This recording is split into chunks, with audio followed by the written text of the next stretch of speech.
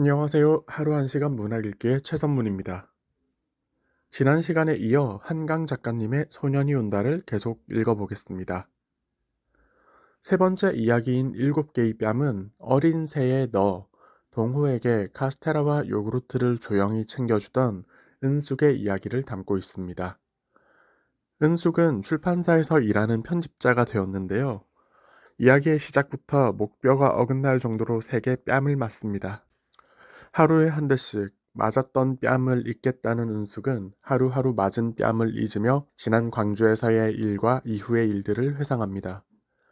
계엄군이 상무관으로 쳐들어와 시민군을 학살하던 날, 죽음이 무서워 집으로 돌아간 은숙은 그날 도망쳤다는 자신의 비겁함에 아무것도 하지 못하는 폐인이 됩니다. 하지만 부디 평범하게 살아달라는 엄마의 간곡한 사정에 더 이상 누군가에게 폐해를 끼치는 삶을 살기 싫어 다시 공부를 시작하고 대학을 가서 평범한 삶을 살기 위해 노력합니다. 그러다 갑자기 가정 형편에 문제가 생겨 대학을 중퇴하고 교수님의 소개로 자그마한 출판사에서 편집자 일을 하게 된 것입니다.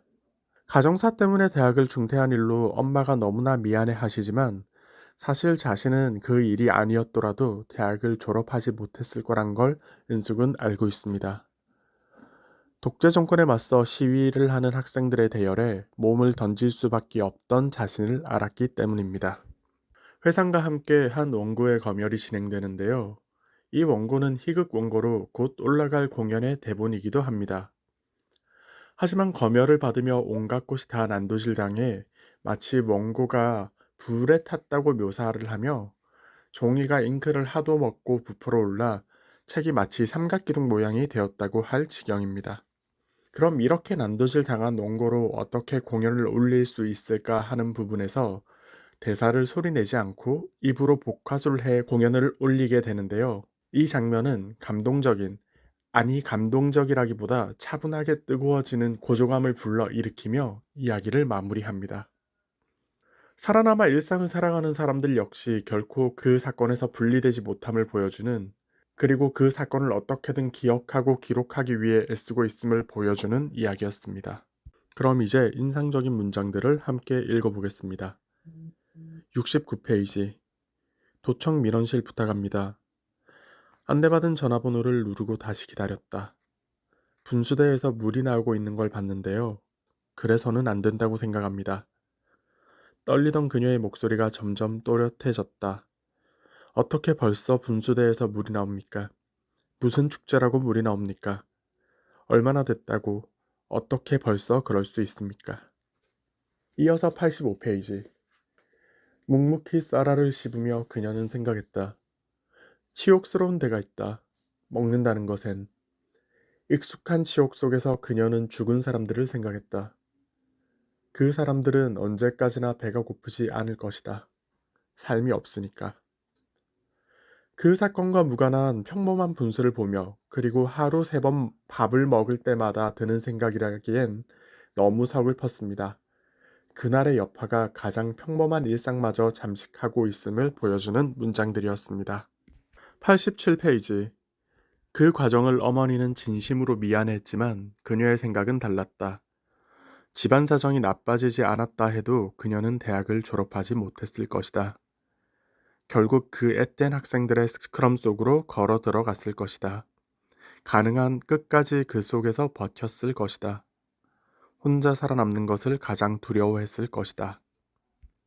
이어서 99페이지.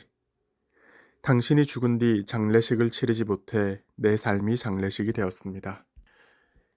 이 마지막 문장으로 앞서의 내용들이 모두 정리가 됩니다. 살아남은 사람들은 그 삶 자체가 장례식이 되었다는 말, 끝나지 않는 장례식이 되었다는 그 말이 이번 단편을 정리해주는 문장이 되겠습니다. 네 번째 이야기. 새와 피는 상무관에서 칼빈 소총을 들고 뛰어다니던 대학생 시민군 진수의 이야기를 다룹니다. 정확히는 죽은 진수와 함께 2인 1조로 수감되었던 나아가 증언을 하는 방식으로 구성되어 있는데요. 중고등학생이며 대학생을 비롯한 청년들이 얼마나 잔혹한 고문과 억압을 받았는지를 직접적으로 보여줍니다. 시작부터 참혹하게 그지없는데요. 평범하디 평범한 모나미 볼펜으로 도입을 엽니다. 이 볼펜을 손가락에 교차하게 끼우고 손을 계속해서 비틀다 보면 처음은 버틸만 하지만 며칠을 반복하면 뼈가 드러나게 된다고 합니다. 그러면 이제 그 부분에 다시 펜을 끼워 작업을 반복하면 훨씬 강렬한 고통을 받는다고 하죠. 이렇게 시작되는 치조와 고문은 단순한 물리적 고통이 문제가 아니라 자신의 몸이 자신의 것이 아니라는, 손가락 하나까지도 자신의 것이 아니라는 심리적인 족쇄로 작용한다고 합니다. 그런데 이 이야기만 들으면 대단히 폭력적이지는 않은 것 같지 않습니까? 물론 처음에는 아주 강력한 구타와 폭행, 고문이 진행이 되지만 이 방식이 유지되지 않는 이유는 가해자의 피로도를 높이는 고문법이기 때문이라고 합니다. 대신 가해자의 피로도를 극단적으로 낮추는 방법을 사용하는데요. 단적으로 말하자면 짐승을 대하듯 사람을 대하게 됩니다. 아주 좁은 방에 빽빽하게 사람들을 밀어넣고 졸기라도 하면 눈꺼풀에 담뱃불을 지진다는지 하는 방식으로 말입니다. 물론 앞건은 식사와 물을 통제해 2인 1조로 사람들을 묶어 한 줌의 밥과 김치 조각을 나눠 먹게 하여 내부에 균열을 만드는 부분입니다. 그리고 이만치 처참하며 잔혹한 시간들은 인간의 삶뿐 아니라 인간의 영혼을 부순다고 하는데요. 원래는 있었는지도 모르는 유리 같은 영혼이라는 것이 부서지고 나면 그 존재감을 너무도 명확히 하여 인간으로의 삶이 끝나게 된다고 합니다. 그리고 깨진 영혼을 견디지 못한 진수는 자살이라는 선택을 하게 된 것이고요. 이런 진수가 시민군으로 했던 주된 일은 사실 시민군 희생자를 파악하고 시신관리를 총괄하며 관과 태극기를 구해 장례를 준비하는 일이었습니다. 이 이야기를 읽으며 떠오른 사람이 있는데요. 홀로코스트에서 살아남았던 데무노 프리모 랩이었습니다.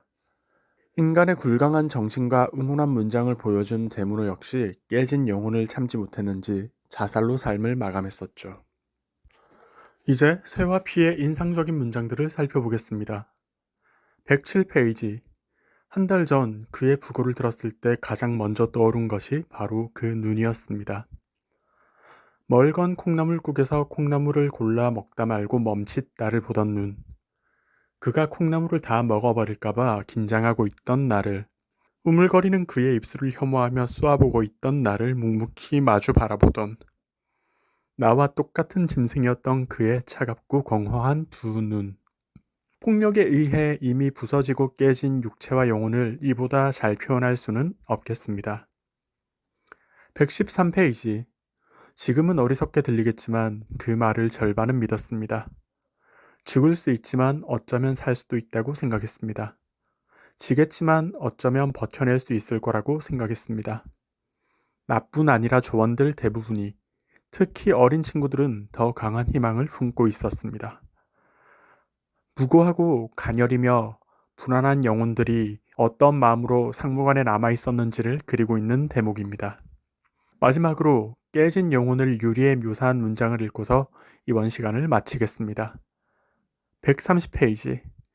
그러니까 형, 영혼이란 건 아무것도 아닌 건가? 아니, 그건 무슨 유리 같은 건가? 유리는 투명하고 깨지기 쉽지. 그게 유리의 본성이지. 그러니까 유리로 만든 물건은 조심해서 다뤄야 하는 거지. 금이 가거나 부서지면 못 쓰게 되니까. 버려야 하니까. 예전에 우린 깨지지 않은 유리를 갖고 있었지. 그게 유리인지 뭔지 확인도 안 해본 단단하고 투명한 진짜였지.